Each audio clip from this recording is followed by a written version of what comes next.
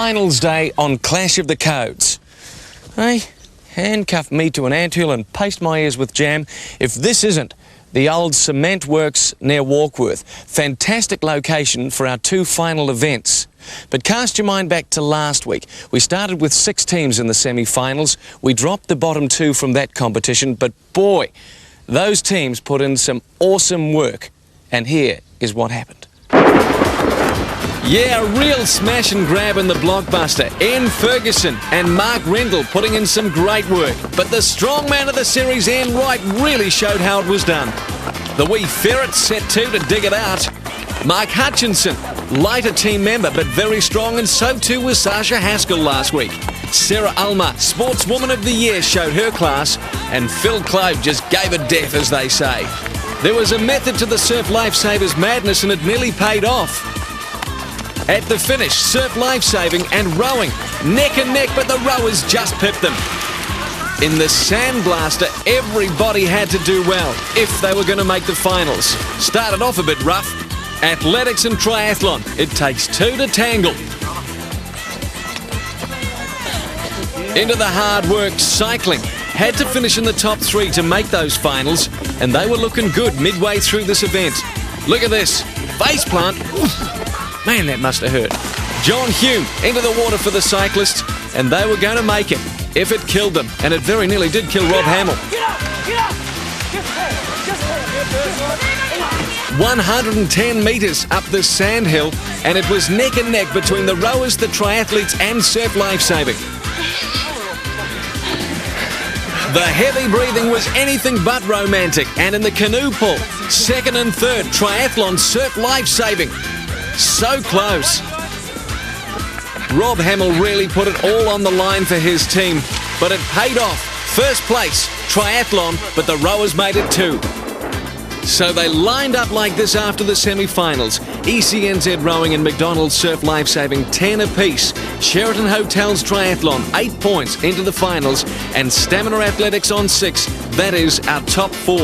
Avanti Cycling and Ansett New Zealand Soccer finished strongly, good to make that top 6, but we lose them from the series. And we go to the finals with everyone on 0.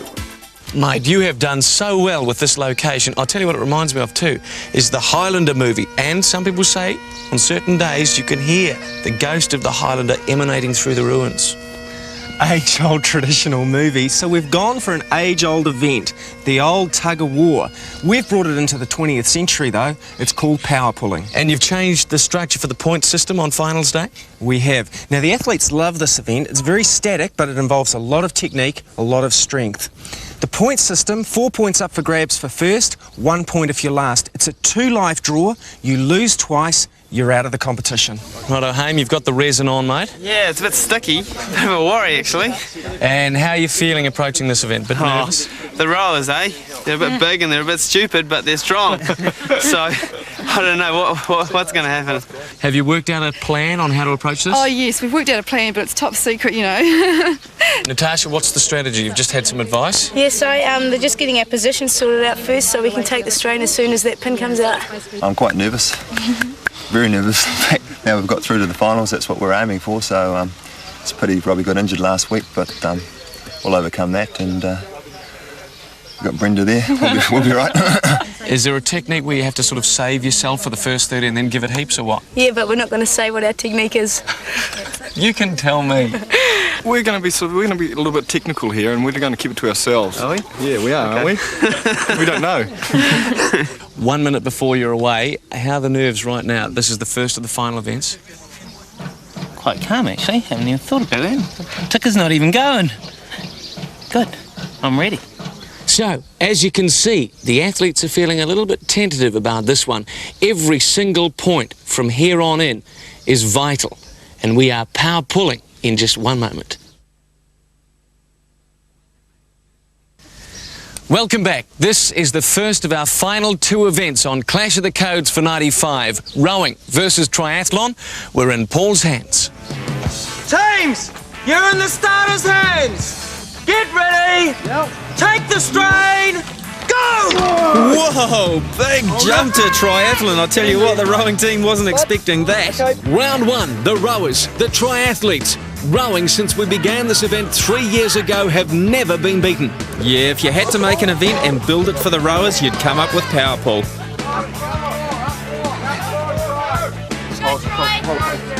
Hold it, says Anne Wright.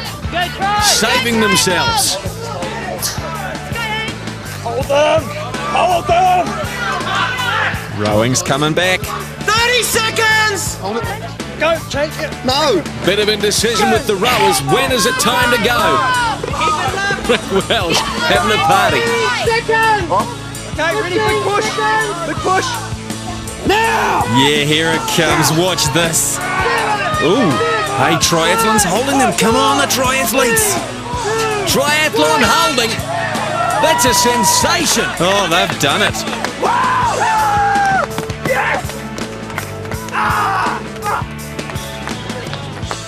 That is a major surprise, Hane. Damn, it was, wasn't it? We just don't know what happened there. Just wow. And Sarah, you look pretty fizzed up at the finish. I was, yeah, I couldn't believe it. Yeah, we were waiting for that, the final big pull from them, but it never came, so we'll take it. Teams, you're in the starters' hands. Get ready. Take the strain. Go! Take it, come on! Come on, dig it in! Round 2, the Noisy Athletics team versus Surf Lifesaving. Oh, you could put your money on athletics for this, couldn't you? Well, they've surprised everyone, all Sherry's.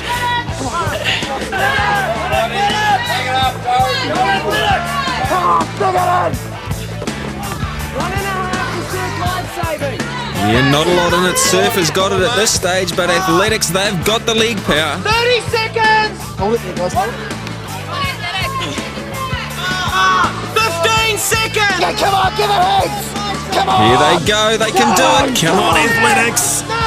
They might peg them. There is just one in it, two maybe. Surf Lifesaving.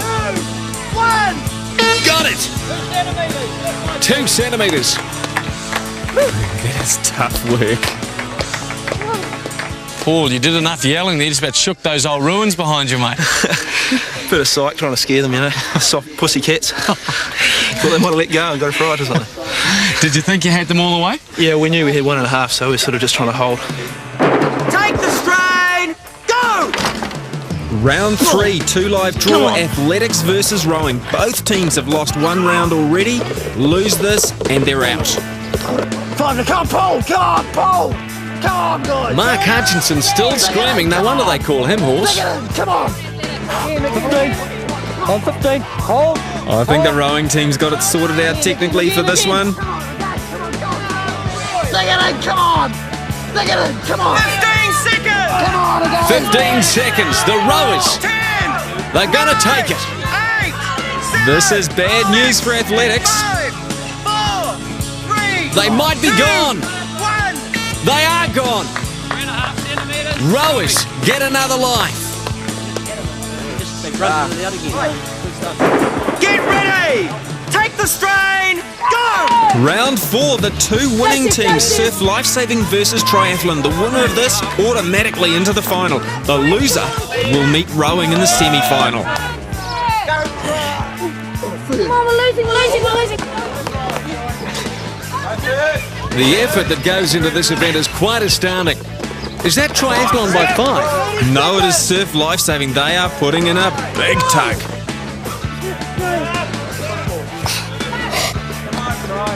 Rick Wells not laughing quite so much now. 15 seconds! Go! 10,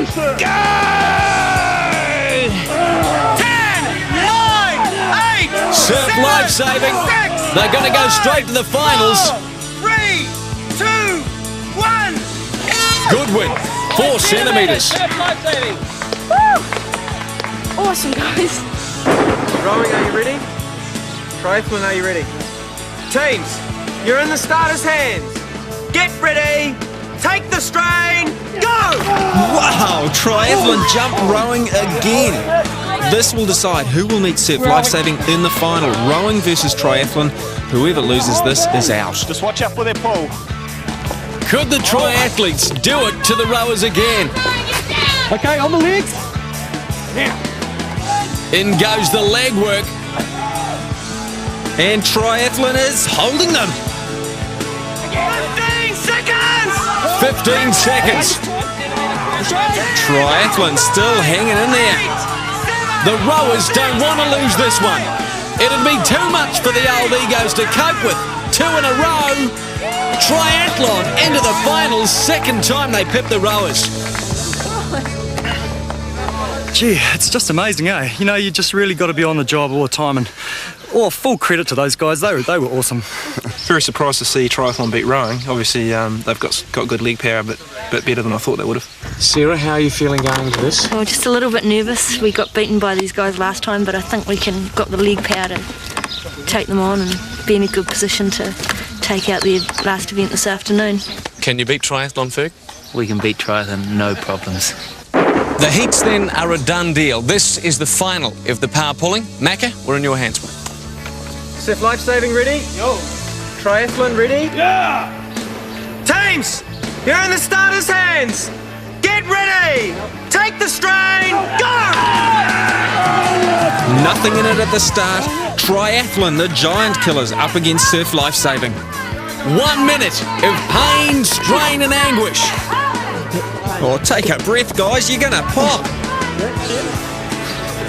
And Ferguson putting in a big effort.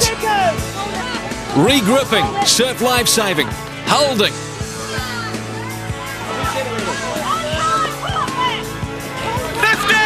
Surf have got the edge. There goes the war cry. Man, did he ever scream at you like that, Macca? Only when I beat him in the canoe.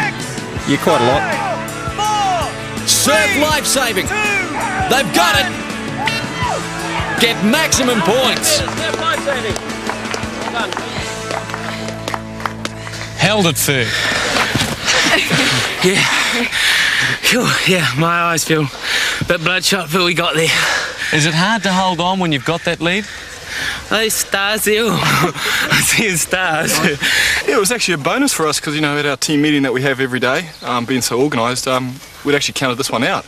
But, you know, we proved ourselves wrong. One event of the final down, one to come, and this is how they came in the power pulling. McDonald's Surf Life Saving 4 points, Sheraton Hotels Triathlon 3, ECNZ Rowing 2 points, and Stamina Athletics 1. To say there is nervous tension for this final event, I guess, Macca, would be a major understatement. Very much so. I think everyone's biting their fingernails, the athletes and the spectators. It begins with all 3 team members in a canoe. At the end of the paddle, they choose one of their team to do a swim across the lake, over the bank, and then a sprint back to tag the cyclist in the team. Twice around the course at the old cement works for the cyclist. Finally, they tag the runner in the team. The runners do the same course as the cyclist, then it's all 3 of them back into the canoe. They hit the mud for a final time. We have to do that in Clash. Then all 3 of them put the flag together. The first team with their flag assembled, upright and hands clear, well, it's 8 points for the winner, 6 points for second, and so on. We have to add up the points to find out our new champions. On this one, it is all hands to the pump. We've worked hard over the last 10 weeks. We're not about to lie down. We're going to give it 100%. We'll be there. I think triathlon is probably going to be the one to beat for us. Yeah. A lot of honour at stake here. You know, we won last year, and we're going to get a hard time if we don't. So that's an added incentive. Yeah. I'd say the team to beat at the moment would be Surf Life Saving. How much do you want to win this one, Paul? Well, we haven't gone through hell for the last 10 weeks to come and get second, so there you go. You'll be giving it everything? Everything, mate, everything. Well, the work has been done. The commitment is certainly there, absolutely no question. And this next event is win or bust. The final event of the series, The Works, is next.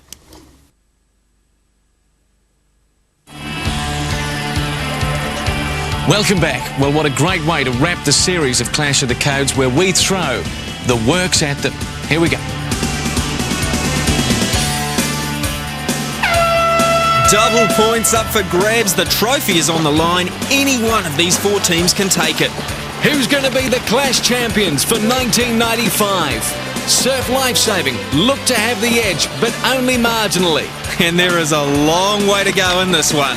Coming into the bank, it's Surf Life Saving just ahead of rowing.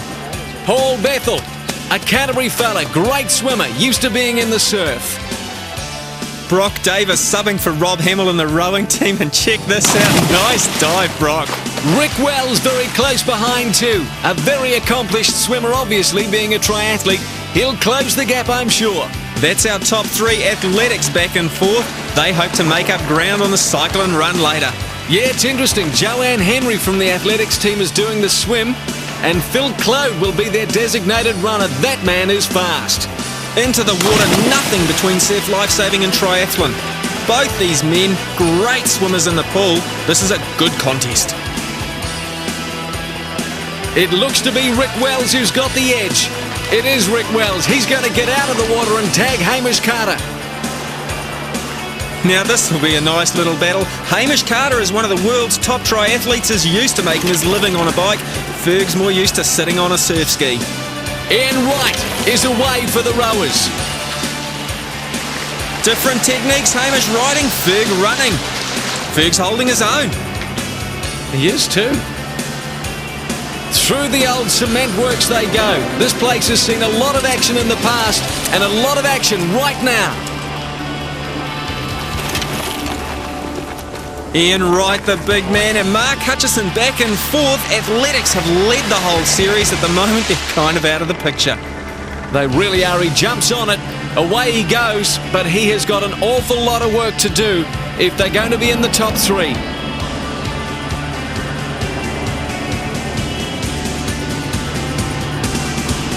Good skills from these two men out in front. Hamish Carter is extending his lead on Ian Ferguson, and they're going to need every bit of that lead, believe you me. How many times do they have to rip around the cement works? Well, that's lap one completed, back through the building and out. Nice skills, Hamish.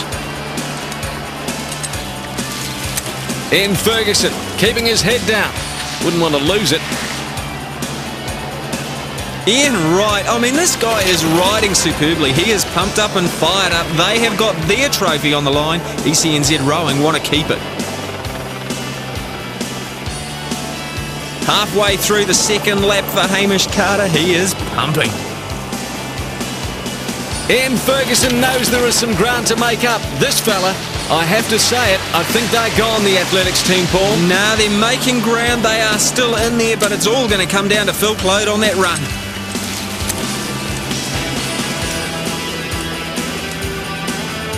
Fergus showing great skills. Whoa! Wow! Ooh. Yeah, I don't even want to talk about it. Ian Wright's doing well. He's gained some good ground. Sarah Harrow is away. One lap of the course, through the building, onto the track and coming towards the water trough. It's interesting, after all these many weeks of competition, you can just tell by looking at the athletes. There is so much pressure.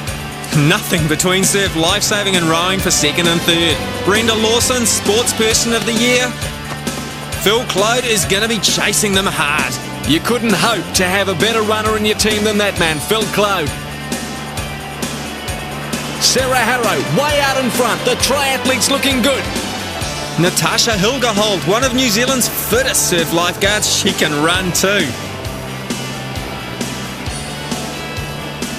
This is our leader. Can the triathlon team hold on? The team run, the canoe paddle, the mud run and the flag assembly. There's a long way to go in this race yet. The gap is closing all the time. Triathlon tag, it's a team run to the canoe. They are out in front, but surf lifesaving is chasing hard. Athletics has gained some great ground. Well done, Phil Claude. Surf lifesaving away second, right behind them the rowing team. Athletics not far back either. Away they go. Down to the canoes, triathlon are in the water, surf lifesaving hitting the edge. Now we've seen how these guys go and damn tough. They are great in the boat. Coming into the water third. Rowing, in they go. Athletics, fourth in. 3 lengths to triathlon. They look as though they've got the technique wired. They will have to hold on. Half a length in it, stroke for stroke, athletics versus rowing.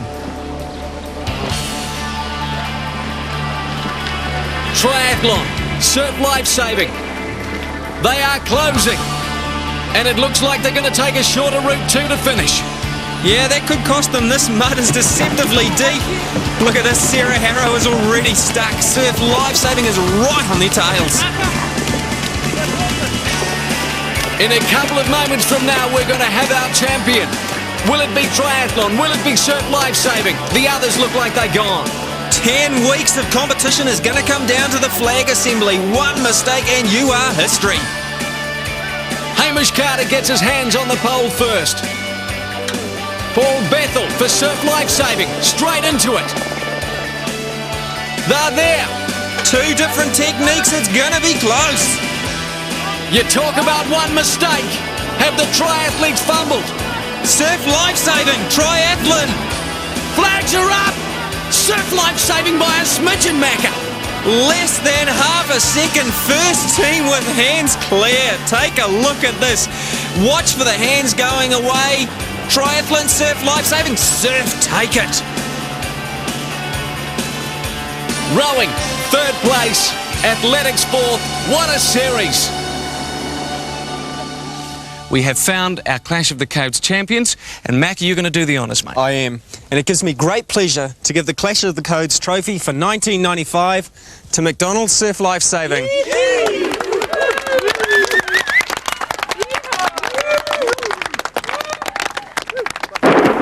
Well, you've done it again, Macca. 10 weeks of sadistic, gruelling competition, but Surf Lifesaving, very deserving winners. Oh yes, very much so. They started out slowly, but when it came down to the final 4, the pressure on the day, Surf Lifesaving came up trumps. Absolutely, and it doesn't stop there. Next week, the Aussie-Kiwi clash. And this is what's up for grabs. The Clash of the Codes shield for the Aussie-Kiwi clash. And you know, it's a funny old thing, isn't it? But this looks very much like the log of wood that we have in Canterbury. Have I mentioned that? Not for long. I won't go on. Yes, this is the trophy up for grabs, and here are the 2 teams that'll take part in that competition. For New Zealand, Hamish Carter, Arlene Thomas, Ian Wright, Ian Ferguson, Sandra Edge, and Anne Strawn. For Australia, Wayne Slater, Sue Stanley, Michael Mackay, Grant Kenny, Catherine Harvey, and Peter Slattery. Now, before we go, I've got to set one thing straight. There's a rumour floating around, Macca, that you are getting back with Ferg to compete in the Olympics. True? Classified. Can't tell you, Simon. Stink. We'll see you all next week for the Aussie-Kiwi clash. We hope you can join us. See you there. Bye-bye.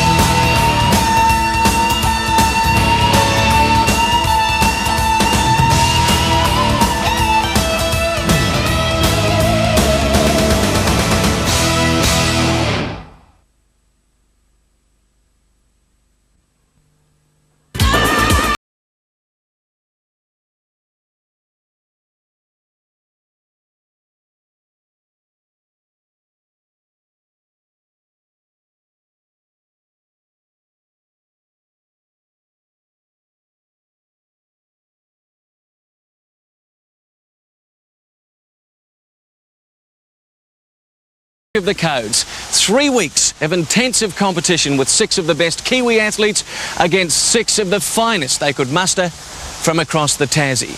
We've even matched our sports people from similar codes: surf lifesaving, netball, rugby, aerobics, triathlon, and of course rowing. Now, we've ditched the multicoloured gear in favour of the classic rivalry. Black versus gold, mate versus digger, Kiwi versus kangaroo, jandal versus thong, good versus bad. Hey, there's always one that goes too far. There'll be tears, and they might just be Australian ones. Anyway, let's find out who are the 12 athletes that are going to do battle. For New Zealand, Hamish Carter, New Zealand's best triathlete. Arlene Thomas, the New Zealand aerobics champion. Ian Wright, New Zealand rower of the year. Ian Ferguson, the legend. Sandra Edge, Silver Ferns captain. And Strawn, North Harbour halfback. For Australia, Wayne Slater, world-class triathlete. Sue Stanley, the world aerobics champion. Michael Mackay, a member of the Awesome Foursome. Grant Kenny, surf lifesaving legend, Catherine Harvey, a member of the Australian netball team, and Peter Slattery, the Queensland halfback. Righto, well, we've had coat against coat, athlete against athlete, now the big baby, country versus country. Well, I'm excited already. Who's your money on? Oh, get serious, Macca. Go the Kiwis. Yuck, you are so predictable. What about you? Who's your dough on? Oh, I'm Scottish by birth. I'm going to call on my heritage. Stay neutral. This is too close to call. He wouldn't give you the steam off his Christmas pudding. And this is what it's all about? It is the Shield, the Aussie Kiwi Clash Shield. 6 events, 3 weeks of competition. At the end of it, one of the teams gets to wrap their mitts around this. And here is a taste of the action that you will see over the next 3 weeks.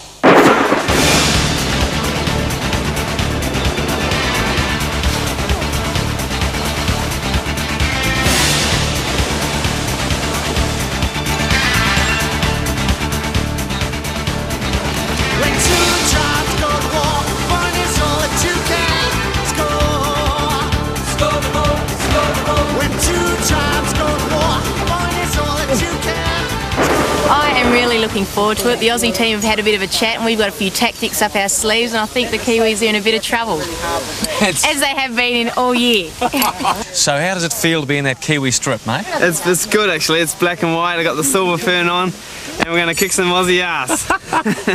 You think the Aussies will be pretty strong, Mike? Oh, we hope so. We're not here to do the ironing. We're at Midawai on the west coast of Auckland, and what's the story with this one, mate? This is a kind of welcome to New Zealand for our visitors from across the ditch. Yeah. See, they haven't heard of Paul's reputation as being a sick man. You've heard of Hannibal Lecter? We have our very own Macca Lecter. Thanks, mate. Oh, you do one tough event and you're labelled for life. So how does it work? Begins with an abseil, staggered start, and she's a big abseil. Women away first. When they reach the edge, the men are away. Down the abseil and into the swim. Then all the athletes, it's a sort of zigzag run through the stream at the bottom, and then they come to the hill. The hill. Oh, the big hill. What would my events be without a big hill? When they get to the top of that, absolutely screaming for air, it's onto the mountain bikes for all of them, and they ride through a slalom course, bit of tricky stuff downhill. When they reach the bike drop point, they throw off the helmet, leave the bike, and then it's into the stream, a quick scramble, and up a scramble net. Kind of a quick sprint to the finish, and we have a winner. Wow. Very nice, gentle initiation for the Australian competitors. And here's how they're feeling about this one. Grant, you've had a run through the course. What are your first impressions? First impression's unreal because it's downhill. After that, it gets a bit harder because it's on the flat, and then there's that hell of a climb up the top. So, how are you feeling about this event? Well, it can't be all that bad. Peter, have you done much abseiling before? No, first time today. It's great fun though. And what about the event itself? How are you going to approach it? I just go out and give it 100%, you know the story. And old Ant seems to rack you up a bit. Oh, mate, yeah, he thinks he's pretty good, but I'm here to make sure that he's not that good. I'm quite excited about this. Grab a seat ringside, throw another shrimp on the barbie, because the first of our Aussie-Kiwi clashes is next, the Midawai Monster. Welcome back. Well, we said we wanted some drama and some tension in this test series. That is what we have. 6 Australians, 6 Kiwis set to go. Let's make it happen. The Aussie-Kiwi clash is underway. 30-metre abseil, the woman away first, and boy, are they nervous. Look at Sandra Edge first down, which is amazing, because warming up, she was so nervous, shaking like a dog in a southerly, and she's away. Arlene Thomas, a little more tentative. Yeah, but she's a good swimmer, and I'll tell you she'll have to be because she's got to catch up. The men can't move until the women are on the side of the bank. Sandra Edge leading from Sue Stanley and another netballer, Catherine Harvey from Australia. Yeah, evenly spread. Kiwis 1 and 4, Australian 2 and 3. This will be a great contest, as we mentioned already. Hands up from Sandra. 2 of the Kiwi men can move. Hamish Carter and Ian Ferguson away, and look at Hamish go. Peter Slattery going down slowly. That is Grant Kenny upside down. And Peter Slattery beside him having a bit of trouble. Good to see, though. Great commitment, putting their bodies on the line for their country. Yeah, black and white versus green and gold. You're always going to see that. Men are into the swim. Peter Slattery almost there, trying to catch up. Doing a bit of a dead ant impersonation, wasn't he? Catherine Harvey out in front. The Aussie netballer in front of Sandra Edge. Now it's catch-up time for the men. Chasing the women, it's not who's across the line first that counts, but which team has the best average finish. Hamish Carter slips out of his harness. Yeah, breathe in for that one. If you get stuck with the harness, you're going to be on that line for a long time. What's to come, Paul? A frustrating run down the creek. Cross on the land, back into the water, back onto the land. It's going to blow their bodies away. Hamish Carter leading the men, and Strawn second, looking good for the Kiwis. Well, you might say it's looking good, but leading woman, Catherine Harvey from the Aussie netball team, and Ethan Wright is in dead last place. Arlene Thomas doing her best to catch up to Catherine Harvey. As they leave the water for the last time, these women are looking uphill at a huge climb. You talk about the proverbial drowned rat, they seem to be slowing already. This is a tough course, and the Aussies are not going to be enjoying this one bit. Well, what about the Kiwis? They've had that series, the domestic series already, so they must be feeling a bit knackered. Nah, they've had a week off, mate. They're fine. Peter Slattery, zinc on his nose. He's an optimist. As they climb this hill, that looks like murder. It is huge, and Hamish Carter has grabbed the lead. Ian Wright still back in last place. The ticker starts really pumping blood round the body now. Hamish Carter coming to the top of the hill to pick up his bike. It's an individual battle as well. Rugby player versus rugby player. Netballer versus netballer. Hamish then has to beat Wayne Slater, and he's doing that. Yeah, but not by much. Second place onto the bike, Wayne Slater. This is looking good for the Aussies. It's a close contest so far. Look at this. Arlene Thomas, you'll recall, last woman in the abseil, first woman onto the bike. Ian Ferguson to the bike, and Strawn as well. A lot of black jerseys there. Where's green and gold? Grant Kenny, superstar in Australia, onto his bike and just having a little trouble finding the foot clip. Hamish Carter, it's all downhill, mate. Ian Wright finally onto his bike, chasing Mike Mackay. This is looking good after last year's performances. You know, we got beaten in the Bledisloe Cup, beaten in the netball. But now we're leading, and comfortably. Hamish Carter into the bush, and a long way to go yet, Simon. Don't get cocky, mate. Now, television is deceptive. This hill is much steeper than it looks. You can see they're going slow, and they need to. If they spill, they'll be in big trouble.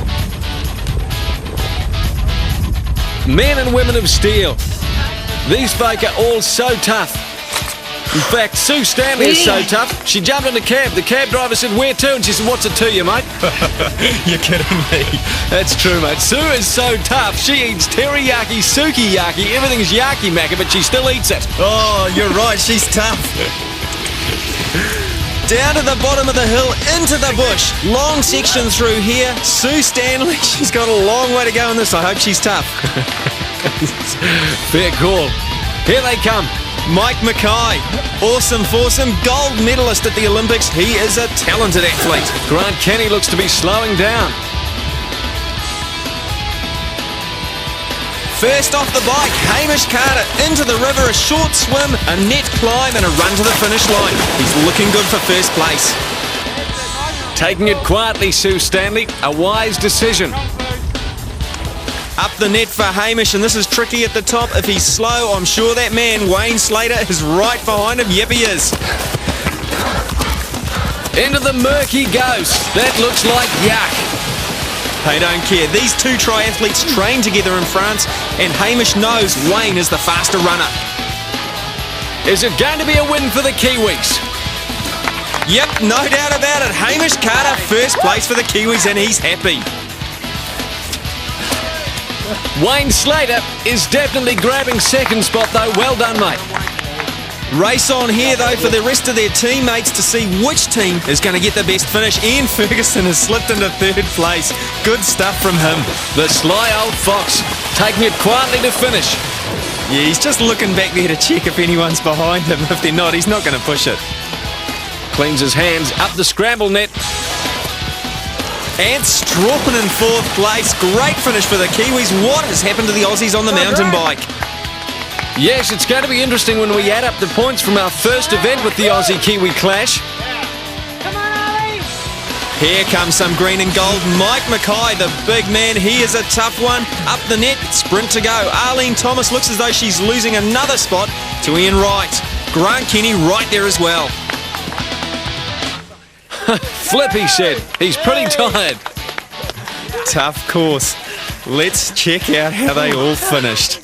Coming home first was Hamish Carter, followed by Wayne Slater. Ferg was in third place, followed by Anne Strawn, Michael Mackay and Ian Wright. Arlene Thomas was 7th, Grant Kenny 8th. They were followed by Catherine Harvey, Sandra Edge, Peter Slattery and Sue Stanley in 12th. A classic clash of the codes. And it was a very, very good start for the team by Sandra Edge. She just took Yeah, off. Sandra smoked that rope. It was still burning when we were coming down. You flew down that abseil. Yes, I think I surprised myself. I was worried, but it is quite a buzz. You know, it's not something that comes naturally to me. But, I was pleased to get the boys off to a good start. That was really hard. It's not just to be sitting here and relaxing. It felt like we were out there for half an hour, but I think it was 5 or 6, 7 minutes. It was really hard. How was that race? Oh, it was good. Yeah, nice and short. That's what I like. And a pretty good finish for the Kiwis overall. Yeah. Well, I slowed them down a little bit on the abseil, but I knew I didn't want to go fast because it was really scary and I'd never done it before. So if I just take it nice and slow, I can catch up everywhere else, and I did. So. Just sure beats jumping up and down. No, as soon as I got in the water, it just went whoa. Lactic acid and cramped and running along and my arms are starting to cramp. I'm thinking, what's going on here? It was just using all totally different muscles, but it was fun, it was great. So, let's have a look at the scoreboard after the first event in our Trans-Tasman series. New Zealand with that win, 4 points, Australia 2. Now, on this series in the past, we've pulled trucks, we've pulled planes, and now we're about to pull trains, right? Dead right. But before we get into that, you picked it. Aussies lost, Kiwis 1-0. Good on you. Thank you, Macca. Now, in this event, you've got to get your hands dirty. Paul McDonald, age 3. Train pull. 90 tonne of carriages, 30 tonne apiece. A 100-metre track, and the athletes are harnessed to it in teams of 6. Now, this one's a bit like peeling an onion. As you pull back one layer, and you get the first carriage moving, suddenly after about 10 metres, the chain grabs, the second carriage kicks in. Another 10, the third carriage kicks in, and then you've got to pull all 3 to the finish line. Speaking of onions, this will make their eyes water. Is there a tactic? Go ugly early. Go ugly early. Go ugly early. We're all going to put our heads down and butts up and pull very hard. Yes, well, that'll be a good look anyway. I'm sure it will be. So what about the plan for this? How do you approach the race? Well, the guys are listening over the other side. Just whisper it, we won't tell them. Well, just stay on the track and really stay on the track. They're over there listening. I'm not telling you. Here comes that train, coming round the bend. I ain't seen my baby since I don't know when. Yeah, the trains, they'll be coming down the track. Don't get out of your seats, because we'll be right back. Ow! Thanks for coming back. There is about to be some serious grunt and shunt. This is the train pull. Round 1, Aussies on the left, Kiwis on the right, and if you put them on the scales, I'd have to say Australia's the heavier team. Second carriage about to click in. There it goes, clunk. 60 tonne they are now pulling, and that is hard work. Kiwis into their stride early. Down nice and low, the Kiwi team, as the third carriage is about to grab. That is really going to put them under some tension. You can almost feel it go bang. The Kiwis 2 metres in front and straining with 90 tonne. Mike Mackay, the big man from Aussie, pushing Grant Kenny out of the way, and someone gives Sue Stanley a shunt as well. Look at this though, by comparison, the Kiwis 2 by 2, great style. Now's where the legs start burning. 100 metres they're pulling this train, and the Kiwis have this one sewn up. Can you imagine those Australians? They will be seething after losing the first event this morning. That's it though, comfortable for the Kiwis. Yes, but the Kiwi team could be in for a reality check. This Aussie team will bounce back. I don't think we were working as a team, you know. We were just a bit out of time and people sort of falling out of the middle of the track. But You know, haven't really done it before, so this time we'll have doubled our experience. I'm shattered. I hate losing. I have absolutely no idea. I thought it would be a close race pulling the heavy trains, but they just blitzed us. They must have the right technique, so we're coming back with this second race. We've got a new tactic. Away for round 2, they've swapped carriages, they've swapped tracks. If it's one win apiece after this one, we go into time trial mode to settle the score. Australia have to win it to stay alive, otherwise it will have been a very disappointing day. 30 tonne, 60 tonne, whoa, bang! Little bit of a slip at the back. The Aussies look much better now. They've learned from the first. Yeah, nothing between these two teams this time. We have got a contest on our hands. You talk about nothing, just a net's in it. Grant Kenny looking to struggle, he's over! Holy hell, Grant Kenny was very nearly steamrolled. Not a hope, we've got a brakeman on each train for anything like that. He's up and away, they've got some ground to make up though. Sandra Edge getting a little ungainly. The Aussies 2 metres in front. The Aussies may take this. We'll go to a time trial. If they do, they're going to get it by about 2 metres. Great finish. Peter, very, very good effort that time. Yeah, it was good to see, wasn't it? Yeah. Bit buggered now, though. But it's good to get a win. Pretty tight. It was very close. Yeah, it was pretty exciting stuff. Hopefully we'll just get ahead in this next one. It all comes down to the time trial now.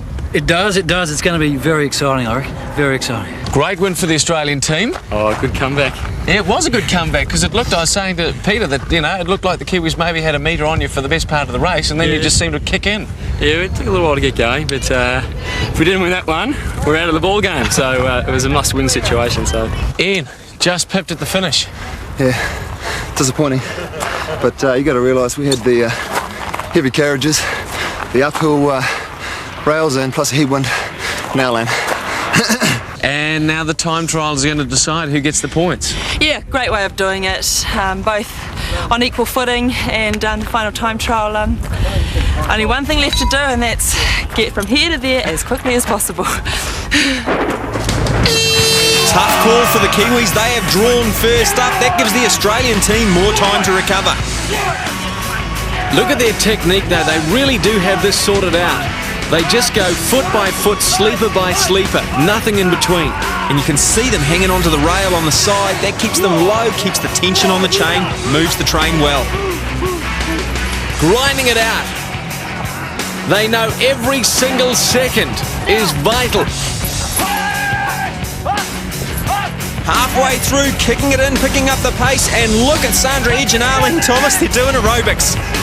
Timing is perfect. There's the clock. 50 seconds so far. Going well. Now it's not when the body's across the line, it's the front of the train. Still got 10 metres to go.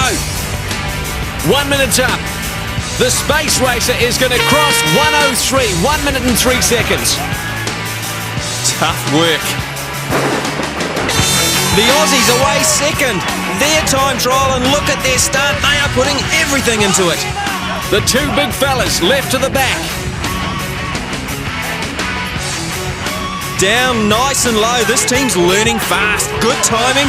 They're going to be a force to be reckoned with.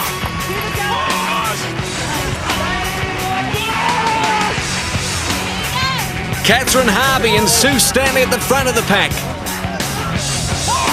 Oh yeah, they've got it sus. They are moving this train well. This is going to be real close. Keep going. Keep going. Come on, Aussies, pick it up. They're doing good, Simon. Peter Slattery in the middle goes out. That may cost them dearly. This is going to be tight. 57 seconds on the clock. They're nearly there. Where is the train? They're not going to make it. 2 from 2 for the Kiwis.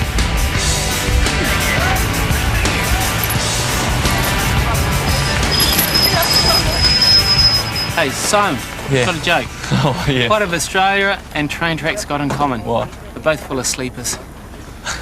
Yeah, like it. Handy, it's handy. A couple of weeks to go. How do you think you'll hold out? Well, we figured jet lag has kept us back after the first 2 events, so in 2 weeks' time, we'll be very fresh, and I think we'll make a comeback. Yes, it's going to be a great series, isn't it? Aussie-Kiwi clash. Week number 1 is over. New Zealand have 8 points. Australia at this stage on only 4. Well, the action has begun, the Test series has begun, and a great day for the Kiwis. Oh, yes, they've got to be happy with that. 2 events, 2 wins, 8-4 to the Kiwis. But next week, it's double points. The Aussies now know what's going on with Clash of the Codes. I think we're going to see a turnaround. Now, we're always razzing them, aren't we? But you have to say, the Australians, great competitors, great athletes, and a great bunch of people. Oh, yeah, they're fantastic people. They are superstars in their own country. And I think they're going to bounce back in a big hurry. I tell you what, next week, it's the Battle of the Beach, and we hit that filthy, dirty mud again. Yeah, well, they've been slinging mud at us for years. We give them a taste of their own medicine. Then it's to Long Bay and the Battle of the Beach, where it is absolutely war on the water. Hey, I'm looking forward to next week. Now, before we go, I have to tell you, one of the Australians, I heard them talking, they said, and this is true, how can you tell a Kiwi at King's Cross in the red light area? Tell me. He's the one waiting for the light to change green. You kill me. Next week, no more jokes, more action though. We hope you'll join us then. Take it easy. Bye.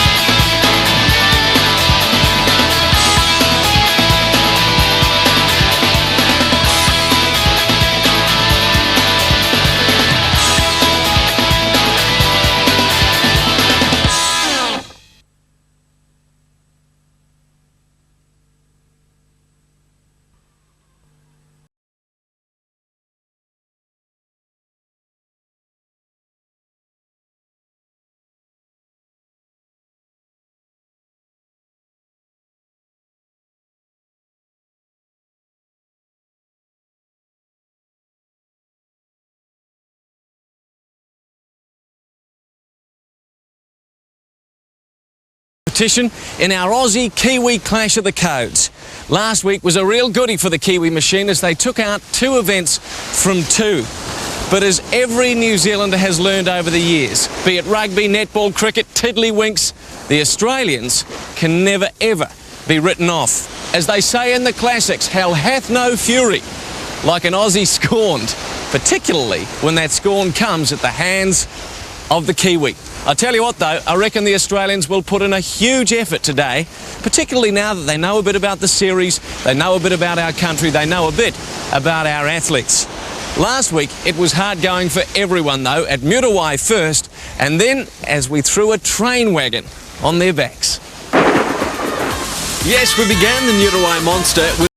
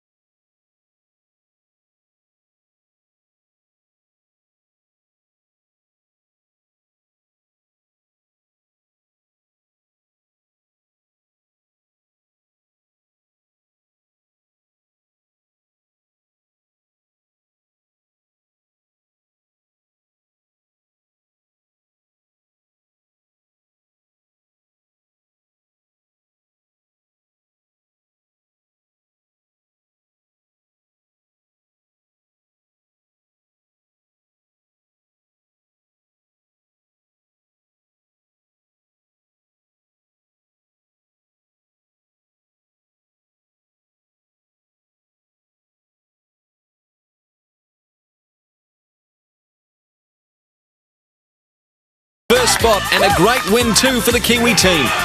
So we were off to the train pull. Help me, Sparky, help me, Sparky. You've heard that story. There was not a lot of help needed here from anyone else. The teams had everything in control, particularly the Kiwis. Striding it out they were. And they had a great advantage over the Australians. They took the win in round 1. In round 2, they swapped trains, they swapped tracks, but they didn't swap effort. Australia looked to have things a little bit better, but Grant Kenny put his ear to the ground, listening for the wagon trains. And they took round 2, by only a smidgen though. That meant we went off for a time trial. Both teams had the same tracks, the same train. The time was what was crucial here. The Kiwis put absolutely everything into this for their country. 103 was the time the Australians had to beat. Could they do it? Could they match 103? Not quite. They faltered at the finish and had 2 losses from 2. So the Clash of the Codes scoreboard. In the Aussie-Kiwi clash, New Zealand 8, the Kangaroos need to do some hopping on 4. Well, this is kind of Baywatch come to Long Bay, although, Macca, the way some of these athletes are practising, I'm not sure I'd want to be rescued by them. Are you with me? Oh, you watch them at race time. They'll fly. Okay. It begins with 4 of the team in a surf boat, clockwise round a course and up and tag one of their team members. Into the water and it's surf ski time. Around the buoy, back up, and one of the women in the team will be doing a swim leg. Into the water around both buoys. Oh, that's why Arlene was saying, throw me a buoy, throw me a buoy. Sorry. That's terrible. Back up to the beach, and then the swimmer joins her teammates in a dragon boat. Clockwise round their individual buoys. Back to the beach, the first team with their dragon boat across the line wins. Good stuff. Now, we have put a little substance on these seats, and it seems to be causing a few problems. Apparently your bum burns a touch if you don't have this special cream, and make sure that you've lathered it with water. So we've been given those special instructions, and hopefully there'll be some cream on our seats before we get started and there won't be any burning of the bums. You got to pull your togs up between your butt and slide up and down on your bum. The Aussies will be good at that, eh? Over the years, haven't there been some great battles? Battle of the Bledisloe springs to mind. Many a battle we've had with the Australians. Well, this is the Battle of the Beach, and it's up next. See you in a moment.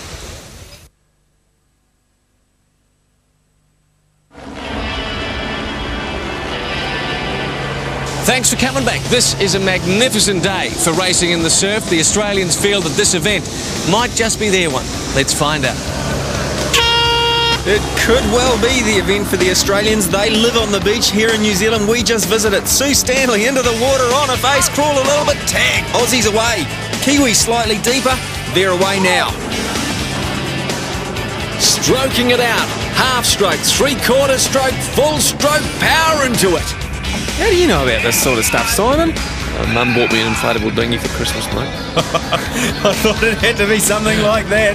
The Aussie surf boat team stroking it for the Australians. Wayne Slater, Mike Mackay in the engine room with Peter Slattery and Catherine Harvey in the bow. The Kiwi team, Hamish Carter is stroke, Ian Wright, Ant Strawn and Sandra Edge in the bow. Coming to the buoy, nothing between them. Really is going to be tight. The turn all important. They both seem to have that right. The Aussies going slightly wider than the Kiwis. The Kiwis jammed that turn and now they're powering it out. A short beach run after this. It's important to get the edge. Yep, Kiwis in front, half a length. It's a good row from them. Ian Wright, New Zealand Rower of the Year, big strong man. In the Aussie surf boat team, the legs are blowing up, the forearms are tying up, and they're having a little bit of trouble with the timing. The Kiwis are going to pull up on the beach first. Arlene Thomas awaits the tag for that team. She will sprint away. Arlene away first. Sue Stanley for Australia, 10 metres back. She is scorching across the sand. A sprint and then a tag, and then we have the battle within the battle. Olympic bronze medalist versus 4 times Olympic champion. Grant Kenny versus Ian Ferguson on surf ski. Grant Kenny gets the tag. The paddle goes and he's off. And Fergs on my ski, it's used to winning. He'll overtake him soon. No worries. Good call. Looks like he's still got the same technique. Well, he better put that technique to good use because Grant is fired up for this one. He is motoring. Ferg tucks in behind him, sits on the wash. 5 metres already has Grant Kenny. Could this be good for the Australians? Could it be their first win from the series? Coming up to the buoy turn, Grant will be holding out Ferg here. Around, good turn and away fast. Come on, Ferg, get that rudder turning. To the uninitiated, this looks like plain sailing, but let me tell you, those things are so difficult even to sit on. You really have to be an expert, and those fellas are just that. Yeah, I wouldn't give you 2 seconds on one of these things, Simon. These guys, though, they are pumping it. Ian Ferguson, he's got to do more than pump. Yeah, not a good race here for Ferg. Grant has been training hard on the surf ski, and it's showing. Man, he will be smarting, won't he, Ian Ferguson, to lose by 20 metres. Coming to a little wave. Look at the power from Grant Kenny. He's over. Grant Kenny. Short run. Ian Ferguson just about to take off on his run. A sprint, and then they tag out 2 aerobics champions for the swim. Arlene Thomas and Sue Stanley. Sue's away first. And they rave about her swimming over the Tassie. They say this is her second sport almost. Trick for her is there's a bit of a wade involved, and she hasn't got the longest legs in the world. Arlene Thomas has already made some ground as they approach the buoy. I tell you, Arlene's a pretty mean swimmer in her own right as well. This will be a great little battle. Arlene going on the inside, and she's got it. Arlene Thomas and the Kiwis take over the lead. A race like this is so frustrating when you're sitting on the side, you're ready, you're primed, and your teammate is just losing ground. All the Australians will be hoping is that Sue doesn't lose too much. Arlene Thomas, she's done some great work already in this event. And look at her face, she is gasping for air. Sue Stanley is busted. Hauls herself into the dragon boat and they're away. Normally paddled by 20 people, it's going to be 6 today for each team. Arlene Thomas and Sue Stanley will take half the race to recover. Sue gasping for air. Great effort from her. She didn't give up. The Australians only a boat length in it. They can still come back. Hamish Carter and Ian Ferguson, the bowermen. And the Australians have a secret weapon. Grant Kenny, one of the best outrigger paddlers in the world. You can see him grunting it there on the left. As we come into the turn, halfway through in this final leg of the race, look at Fergie, stopped paddling. He's drawing the bow of the boat around to help with the turn. The Kiwis are blitzing this turn. Australia looks to be going too wide. The Kiwis have straightened up, they're heading back for home. 1 leg to go, a sprint up the beach, and this could be theirs. The Aussies have dropped back big time. They're tiring too. The whole series has been quite telling on them. They were not aware of the sicko that runs this show, Paul McDonald. Thanks, mate. So kind. The Kiwis into the beach, out of the dragon boat. They are going to take it. Great race, you have to say. Arlene Thomas has done it for the team. 6 black jerseys across the line, 3rd win of the series. The Aussies second home again. Gallant race from them. They can also take heart from the way Grant Kenny demolished Ferg. Oh, you're harsh on your old teammate. He's not that old. Must have been quite nice actually blitzing Ferg like that. Mate, I'm not gonna take anything for that. He's 11 years old and I am. I'm 31. He's 42. So he's an awesome athlete. Very tight race again, wasn't it? It's a very tight competition. This. Yeah, I think it should be because everyone's fairly evenly matched, and it's just whoever makes that last, 1% extra gets it. It is. It's really hard because you're not used to doing these skills. I've never been in a boat before, or a dragon boat, and it's just it's interesting to learn what to do, but it's very hard when you're out there and you're not used to thinking about different things, I'm just glad to be out of the water. It was pretty hard work?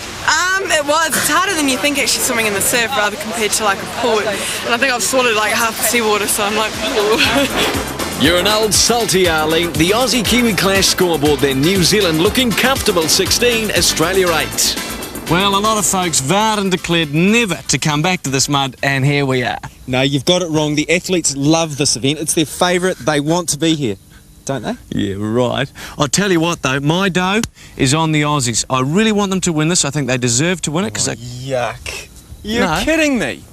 No, I think they deserve to win this. I want them to win. Oh, I suppose you want to present this program in green and gold. No, not at all. So what about the course description? Oh, it's a complex one. Bear with me. They start in the mud, they finish in the mud, ton of mud in between. I said I'm dirty about my shoes being dirty already. Have a look at them, will you? What a disgrace. I spent hours cleaning these, and look, they're all dirty already. What have you heard about this event? Don't do it. That's what I've heard. All reports say don't do it. What are your thoughts going to this race, mate? Tragedy. It's a tragedy already. You haven't even started yet. No, I think I'll just be looking to finish. From what I gather, it's a good way just to pace yourself and make sure you finish. Don't go out too fast, too early. Pete the Crab Slattery, mate. I tell you what, he could be a bit quicker than Ant the Hippo Strawn today. But hey, we'll be out there. And what about a strategy? Have you thought about that? We actually have. We've got a few team tactics. A couple of New Zealand players will go down early. And then we figure that we'll hit the front and then form a bit of a blockade. So we'll see if it happens. I haven't worked out yet whether it's a good thing to have done it or not. I just don't know. I don't particularly want to be here, Simon. I want to go home. You know, a very, very famous singer-songwriter once said, now let me get this straight, mud, mud, glorious mud, nothing quite like it for cooling the blood. Very profound. But what he didn't say in that song was there's nothing quite like it for really annoying athletes and getting television hosts particularly dirty and disgusting. However, the Mud Run is next. We'll be right back. Welcome back. You know, I've been doing this series now for 3 years, and whenever you meet people you go Clash of the Codes, they go the Mud Run. Nobody escapes it. Now we've taken it to the Aussies. So, let's grovel. And the big question is, will the Aussies go out too fast and pay the price later on? They certainly look to be Wayne Slater, leading from Hamish Carter. These two train together and Wayne knows that he could have the edge over Hamish in this one. He looks like a wee crab, doesn't he? He's got his arms going, his legs going. Fast, I tell you. The rest of the field already in their wake. Long way to go. Rugby versus rugby, aerobics versus aerobics, and out in front, triathlon versus triathlon. Yes, as you mentioned last week, Paul, if the team wants to win, each individual athlete must beat their opposite. And as we go back into the mud, Hamish Carter has taken the lead from Wayne Slater. I suspect that might be a bit of a tactic by Wayne. Follow Hamish and learn the ropes. Some of these Aussies have absolutely no idea the pain that is to follow. Thanks, mate. Thanks, mate, says Mike Mackay as he walks over the top of Ian Wright. Ian Ferguson sneaks the edge on him. And Ant Strawn's just got the edge on Peter Slattery. Sue Stanley struggling, trailing at the back of the field. And I didn't tell the Aussies before this one, Simon, the tide's just gone out and this is an absolute quagmire, the worst it has ever been for the Mud Run. Yes, some of the Kiwi competitors, well, all of them in fact have been here before. They hated it then, they despise it now. Yeah, they're going to hate it even more than last time. Out in front though, Hamish Carter and Wayne Slater, these two are shoulder to shoulder. It'll be a battle royale for them. Sue, though, has just about given the game away. What must she be thinking of this series? I ask him. Hamish Carter and Wayne Slater still battling it out.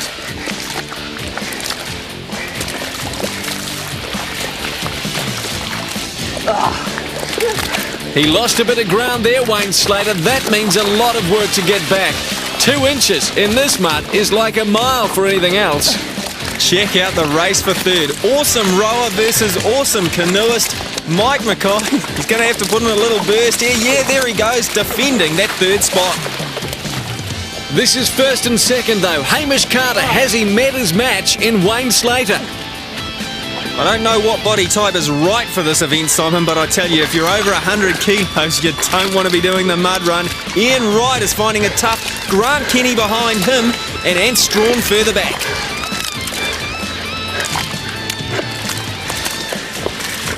Wayne Slater, has he been saving himself for the finish?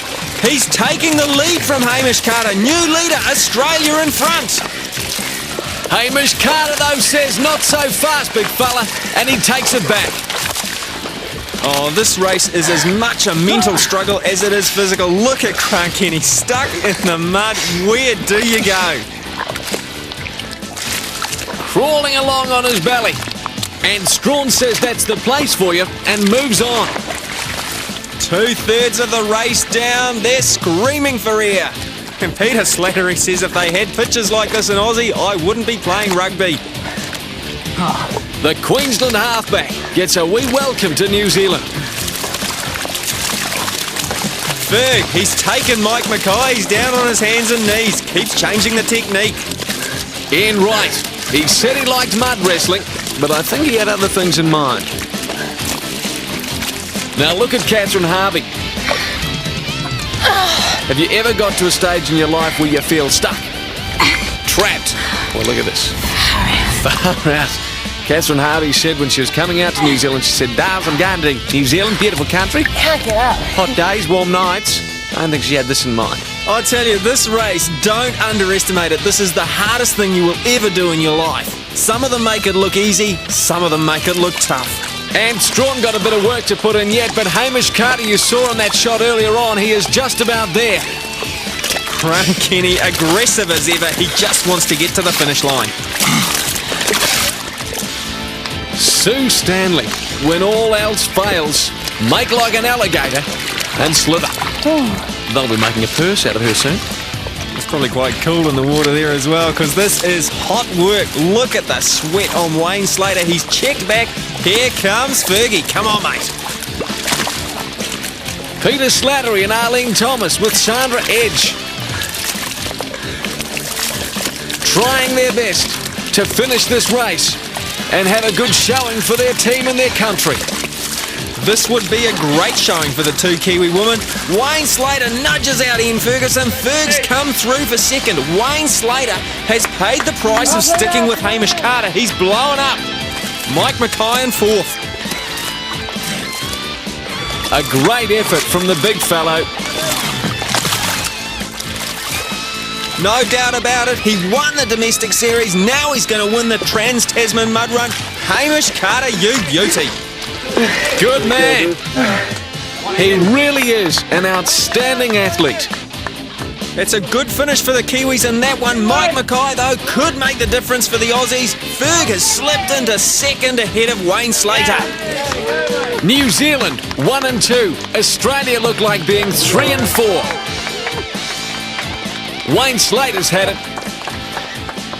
So too is Mike Mackay. Fantastic effort from him. But between the two of them, it wasn't enough. The overall win goes to the Kiwis, and here's why. We know the first four: Carter, Ferguson, Slater and Mackay. Fifth place went to Ant Strawn. Sixth was Ian Wright, followed by Grant Kenny, Arlene Thomas, Sandra Edge, and in 10th, Peter Slattery. 11th, Sue Stanley, and Catherine Harvey last. That is hard, isn't it? Oh, yeah. In fact, I can't imagine anything harder over that distance, you know. I can't think of anything. Like over the time, sure, but there are points when you just can't move. You know, like, what do you do? As hard as you try, you're not going anywhere. That was great, yeah, good fun. Oh, sure. What were you saying? I just can't believe I did that again. Last episode it was like, nope, not doing that again. Nope. Far and away the hardest thing I've ever done. The worst thing is you're really struggling and there are people in front of you still going and going and going, and you think, my God, how am I ever going to get there? And at times I thought, oh God, I'm going to be the first person to be rescued out of the mud, but thankfully I finished. There must be a bit of crab in the family, mate, eh? So I actually felt that probably the easiest I've done so far, which is a bit of a surprise. I didn't have to get down on my hands and knees, which is a bonus. 4 events down, and the Aussie-Kiwi clash scoreboard has New Zealand on 24, Australia on 12 points. Okay, the Australians didn't win that event, but they picked up some very valuable points. Oh, yeah, I told you they'd do well. The Australians have performed well. They have enough points on the board. If they clean up next week, they can still put their name on that shield. Hey, if they win both events, they take the shield. Oh, yeah, double points next week. They've been performing well. They've got enough points on the board. They can still win it. Ooh, that's spooky possums, isn't it? And 2 great events for our teams next week too. Truckload first up, and then the Eliminator. Yes, we call it the truck load, but it could also be described as the truck dump. All action there. Then we go to the water in the Eliminator, and somebody will be eliminated. It all hinges then on next week's competition. It'll be quite exciting. Oh, it will. I'll be there. I'll see you then. All right, see you next week.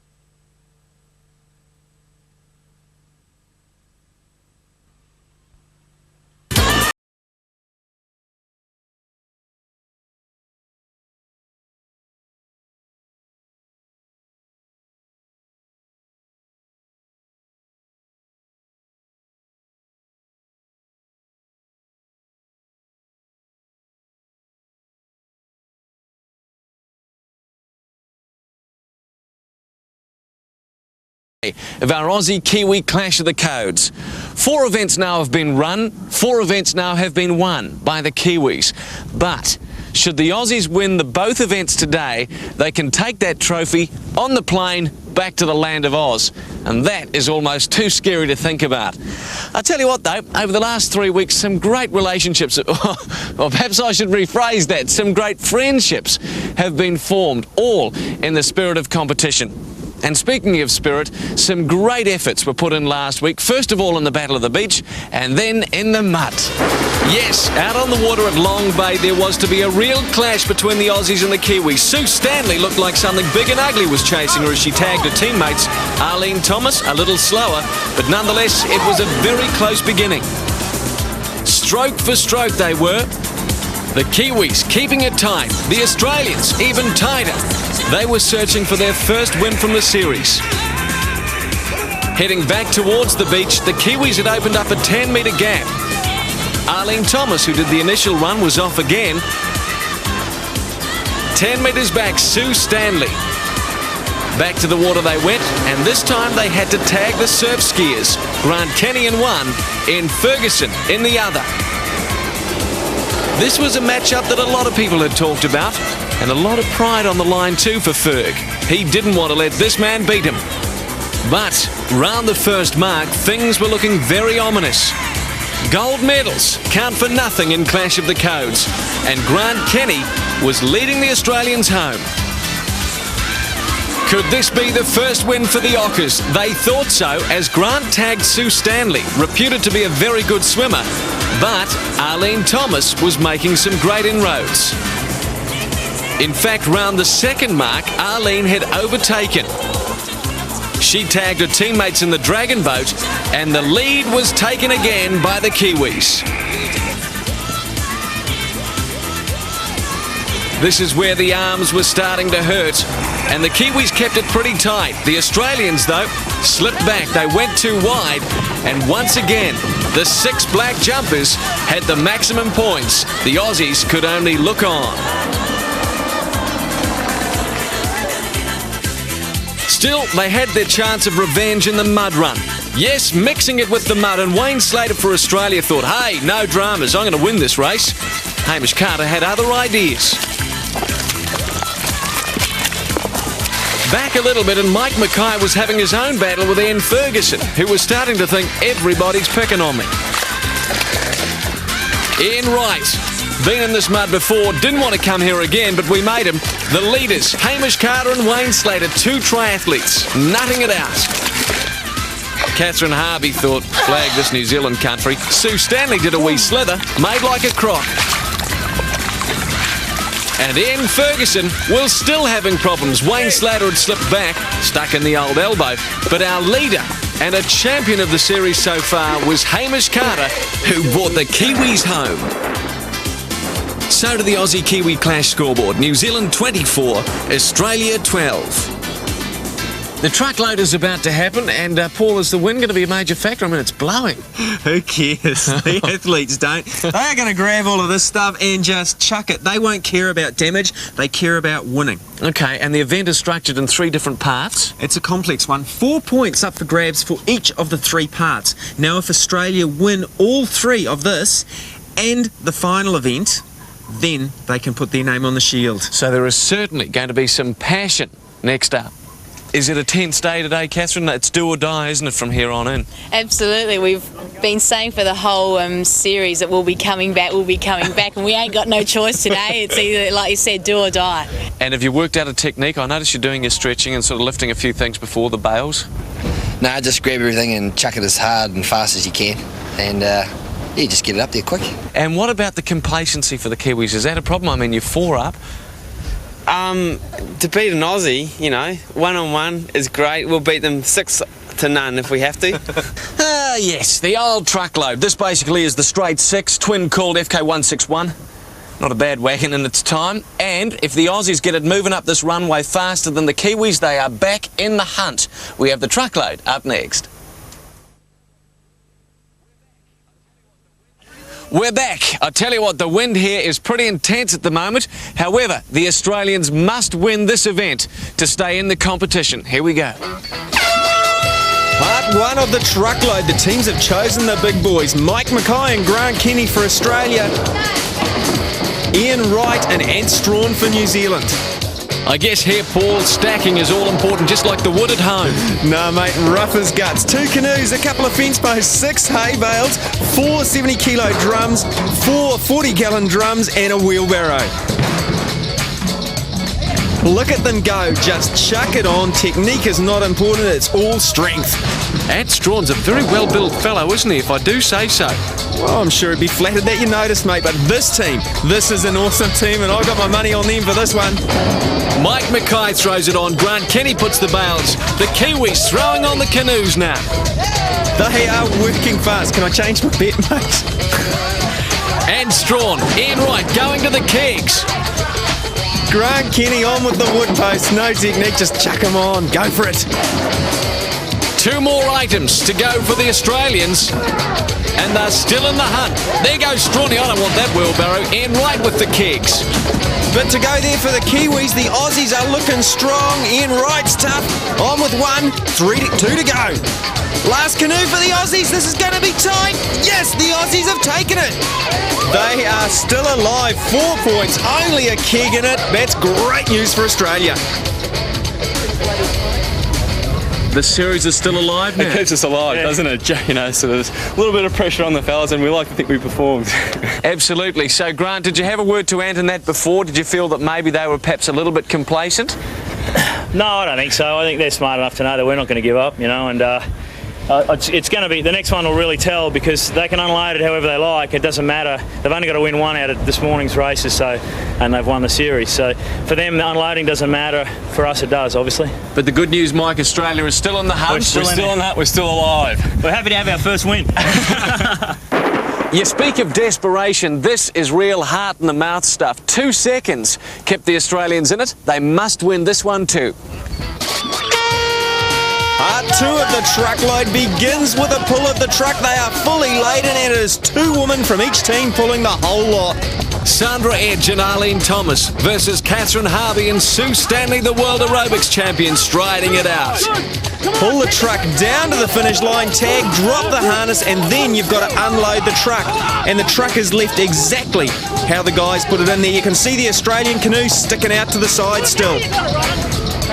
That'll make a big difference when we're unloading. I watch him keep going. Head down, head down. Oh, this is awesome power from these women. The Kiwis are nearly there. Tag and, quick work out of the harness. The Aussies only a second behind them. Nothing in it right now. Australia has it all on the line. They've got to unstack all their gear the fastest, otherwise they're gone. And who cares how you do it? Look at this for rough treatment of gear. You just watch them go. Arlene Thomas, the strongest woman in world aerobics. She's going to be a ton of power. Sue Stanley up on the truck. Here goes the 44-gallon drums. Stacking them neatly. Arlene Thomas, no worries here. They're just going for it. If they win this, it's all over. Sue Stanley, Catherine Harvey going for it. The Kiwis are looking close. Wheelbarrow to go. They're there. A hay bale in it. The Kiwis have taken the series. Well, Arlene, that was a fantastic effort. Anytime you get to chuck things around. Yes, you were throwing those barrels off with a lot of fervour. Was it quite hard work, Sandra? It was hard work, but as Arlene said, wonderful to be so reckless with other people's stuff. I know, yeah, it's good fun. This is the 3rd part of this event, and I guess Aussie pride is on the line. The guys have to grab the barrier and the hay bales and throw everything back into the truck. The woman in the driver's seat for this one. All the gear exactly where the women tossed it. That could be telling on the Kiwis, because Arlene Thomas was pretty rough. The Aussies are going for it. Pride on the line for them. They will not give up. Over many years of competition, we have learnt never underestimate an Australian. Check out Strawny with the wheelbarrow. Grant Kenny just the same. Neck and neck between the Aussies and the Kiwis. Ferg and Hamish Carter banging into each other. The last canoe. No, 1 more for the Aussies. Get this on and you're away. Safe. Go for it. Ian Wright doing the last of the loading. The Kiwis are away now. The Aussies are a bit slow into that harness, and we know how strong the Kiwis are, but the Aussies are away in front. Kiwis! Go, go, go! They're in there. They're away. They're going to take out the final event of the truckload. No one is giving up. They're going to do this one right to the line. The Aussies are looking good. That's what makes them such tremendous athletes. Even when the chips are down, they never give up. The Kiwis have given it away.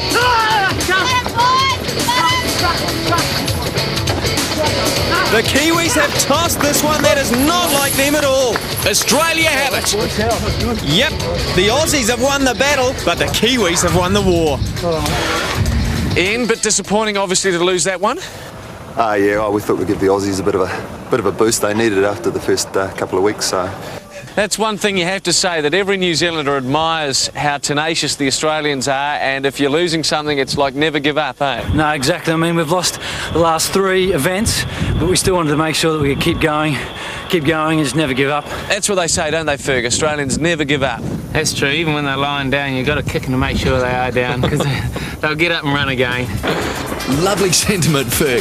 So the Aussie-Kiwi clash scoreboard, Australia 22, the Kiwis 32. This then is the final event for Clash of the Codes 95. Go the Kiwis, we've taken out the trophy, although I suppose now a bit of the excitement's gone, hasn't it? No, it hasn't. Hey? I like your attitude. The Kiwis have put this up for grabs on the final event. They've said we won it. No, I'm not. We've won it. We're going to put it up for grabs. I've just spoken with Ian Ferguson. Here's what he had to say. No. Well, Paul, our team's had a discussion, and it's not really a race when you can lose and still win overall. So we've decided to put it all on the line, and winner takes all on this next race. Well, I have to tell you, I am absolutely blown away and amazed that they've done it, but I take my hat off to the Kiwis, and that, I guess, is what makes Kiwi sports people so unique, is that they're prepared to put anything on the line. Oh, they are just champions, and they've made me really nervous. Me too. Yeah, there's pressure, but that's what athletes live for. Good competition down to the wire, and the Kiwis are looking forward to it. This is quite serious now. It definitely is, mate. It's the start of the competition. It really is. It starts now, and we're keen. We're pumped up for a great afternoon. Were you surprised that the Kiwis put the trophy on the line? Definitely, mate. You never give a sucker an even break, and they certainly have given us an even break, and we're going to make sure they pay for it. I know, I'm feeling the adrenaline rushing now, so I'm sure the rest of the team are feeling the same, so it's all or nothing. Can I put it to you, given the same situation, would you have possibly done it? Oh, of course I would have. I would have had to be persuaded by my teammates to do that, yeah, I'm not sure, but I think they regret it. Now, I know what you're thinking. You're thinking, what of that old building and Cy got in common? Well, about now, we both feel that we're in ruins. Seekers. Oh, no, shut up, Cy. Anyway, it's not about me or this building. It's about our next event, the final in the series, the Eliminator, up next. Welcome back. Well, I am telling you, we've had 3 weeks of great competition. It's been very close all the way, but as you know, the Kiwis had the trophy in the can, and they've decided to put it up on this last event. There is incredible drama going on here in the final stages, but Paul McDonald is at the start line. The trophy hinges on this one event. Mackie.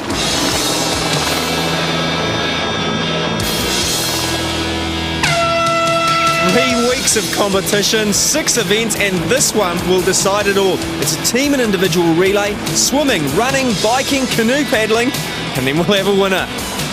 Grant Kenny versus Ant Strawn. Now, we've seen Strawny in previous episodes. He can swim, but he is up against one of Australia's top Ironmen, Grant Kenny, already with a body length out in front. It'd be an absolute disaster for the Kiwis if the Aussies managed to get a lead in this one. They've put in their team lists. The Aussies have gone with Wayne Slater for the run around the cement works. The Kiwis with Hamish Carter. This will be a ding-dong battle. Well, you couldn't want for a better runner from the Kiwis' point of view. Hamish Carter, fast as. Any other day of the week, I'd put my money on Wayne Slater, but he's got a little bit of a leg injury. This will be as close as can be. Through the ruins they go. Hamish closing the gap ever so slightly. A full circuit of the cement works, then they tag their swimmers again. It has come down to this, and I tell you what, there is pressure galore. You should have seen the faces on them warming up.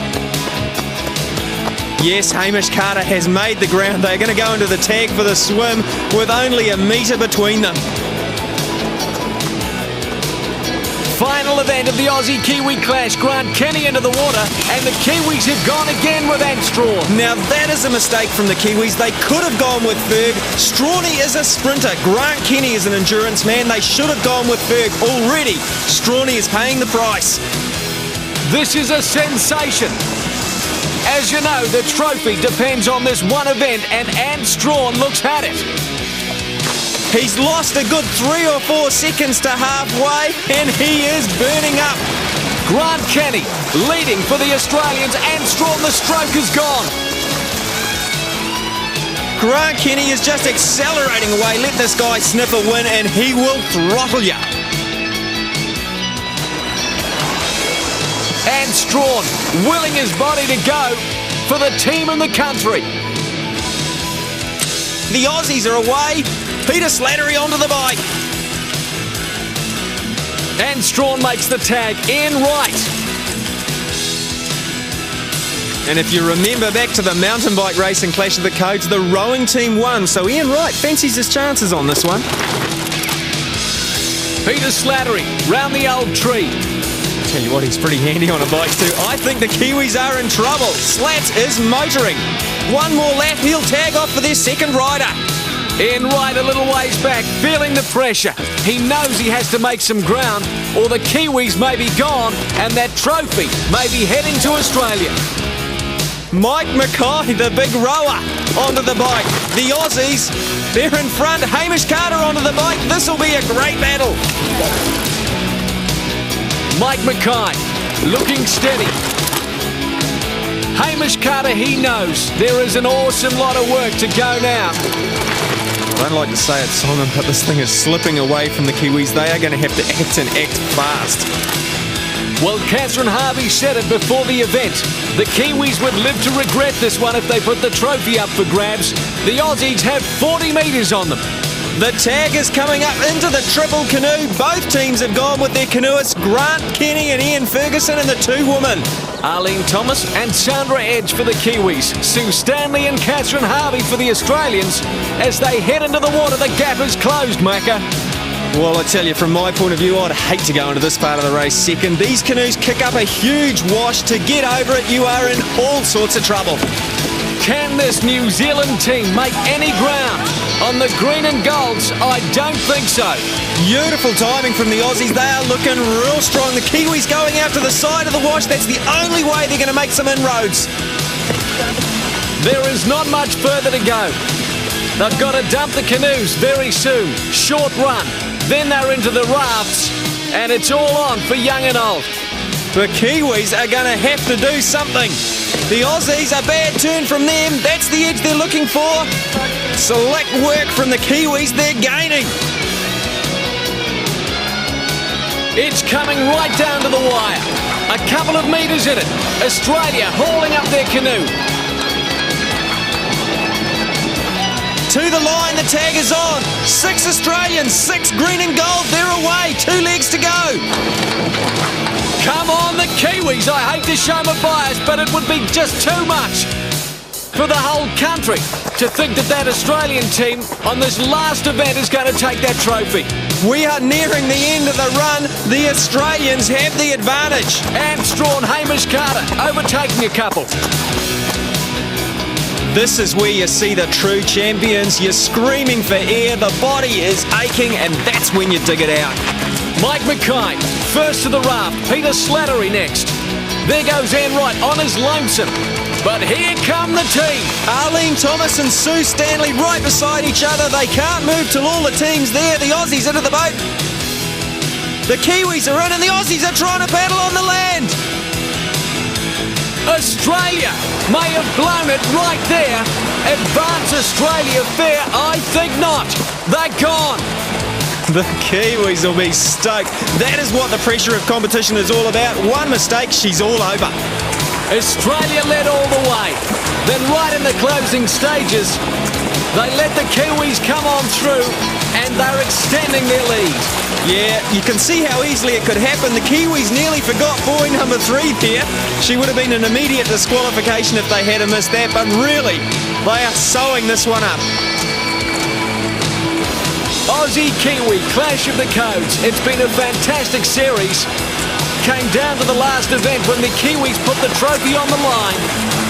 And they've done it. Great team, great athletes, great series. Out of the boat, assemble the flag, and they can put their name on that shield.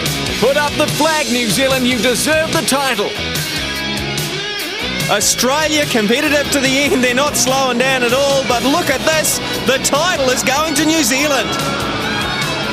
Well done, the Kiwis. Great stuff. Hands in the air, hugs all round. And Strawn hugging Ferg. There's a turn-up. Sensitive new age guy. Don't take anything away from the Aussies. They can hold their heads high. They have competed with distinction. Superb athletes. Well done, Australia. But sorry, today the title goes to the Kiwis. Oh, unbelievable, mate. I played a few test matches in rugby and I think I gave more percent in that than I've ever given in my life, but it was a good result for the team. Fantastic. It was so exciting and we were all just so desperate to get in front of them. We just, I don't know, pulled a big one out. Tremendous, wasn't it? It's probably one of the closest ones we've had the whole 3 weeks. And I guess you would have been halfway through the event pretty confident you were going to win this one. Yeah, we're going very well, very well. Then we got a bit caught on the rafts, but the better team won in all honesty.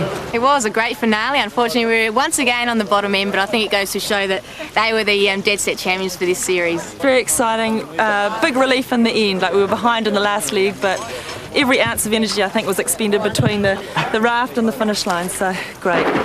Well, a tremendously exciting finish to a great series. 12 of the very best athletes you will find anywhere in the world. Great competitors. And Mackie, you've got a presentation to make. That was scary. My heart is still in my mouth.